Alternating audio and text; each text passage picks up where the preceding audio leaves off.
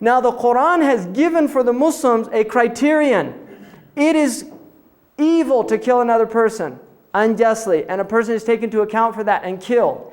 In relation to the big picture, we do not know, and we can't make an eternal judgment. We can only make a temporal judgment. We do not know. In other words, if somebody murders another person, and by all outward appearances it was an unjustly murder, that person is taken into account and his life is forfeited.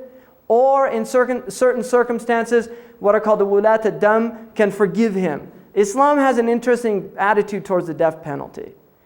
The Muslims allow for a family to forgive the person. So you can't, the Christian ideal of forgiving, and the Quran actually says to forgive is higher. So if a person killed another person, the family has the right to say they forgive them. Right? They can do that. But in terms of highway robbery, brigandry, there's no. That's anybody that threatens the security of a society. In other words, indiscriminate. So if there was a fight between two people and one person killed the other person, then the family could say, we don't want to take him to account for it. We're going to forgive him. They can do that.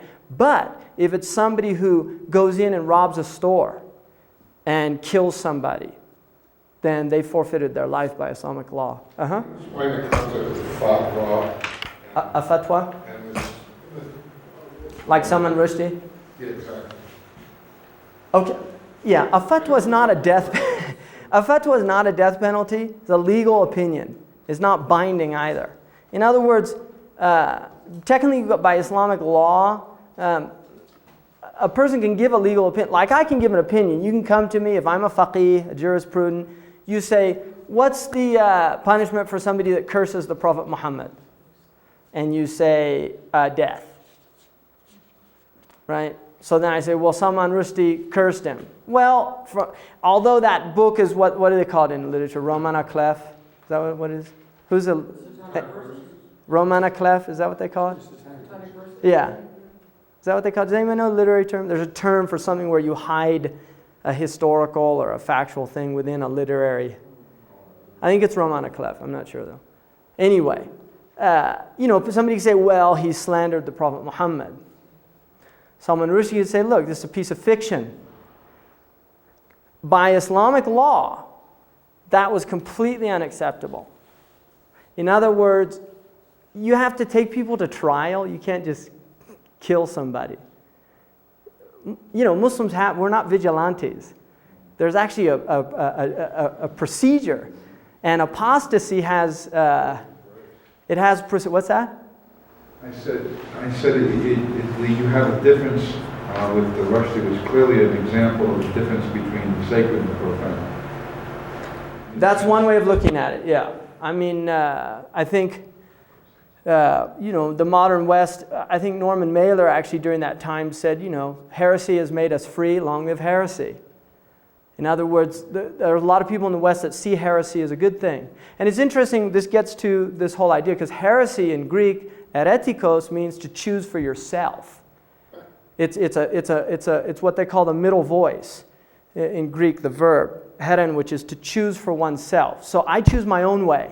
I'm not going to choose, the way religion tells me or the way God tells me or the way. I choose my own way. And that is the original meaning of a heretic. Somebody who chose their own way, who did not submit to.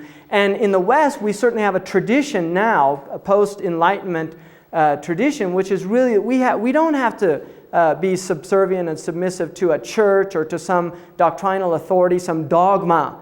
That the individuals have a right to choose what they believe, to choose how they want to worship, or how they don't want to worship, right? So that's very strong, I think, in modern Western tradition.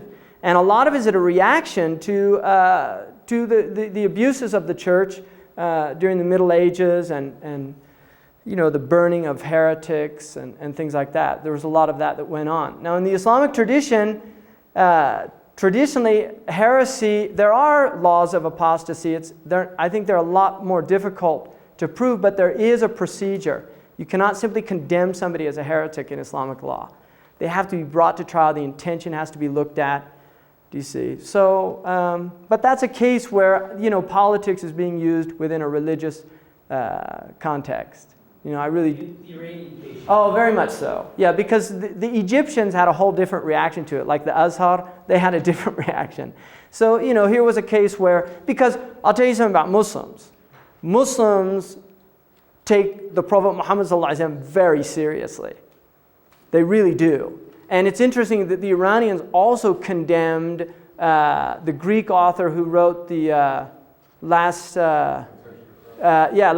Temptation of Christ. They also condemned him as disparaging a prophet, but that didn't make news.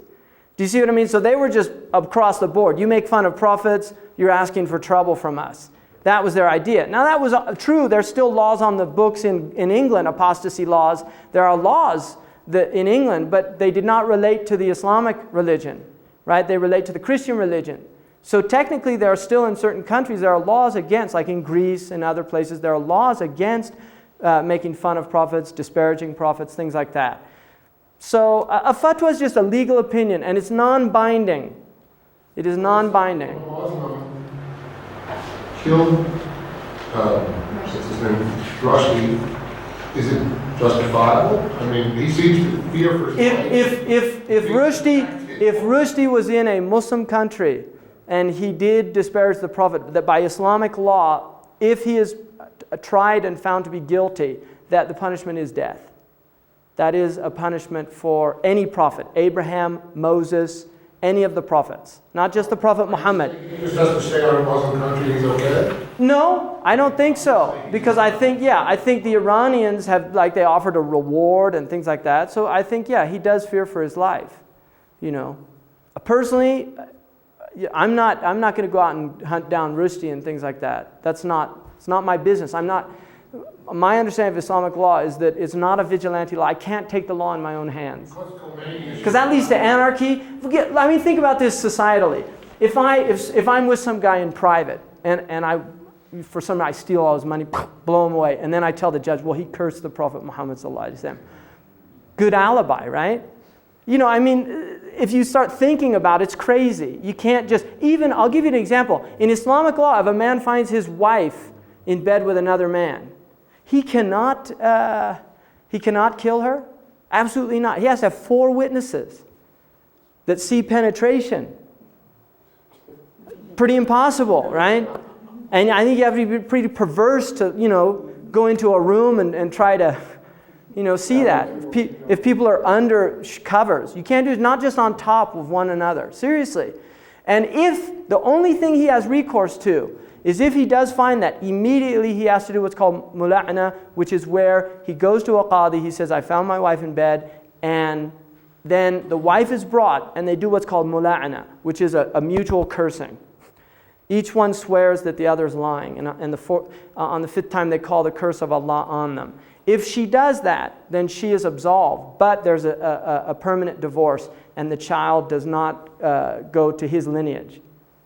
The child is not considered his child, right? If she doesn't, then she would be guilty of adultery.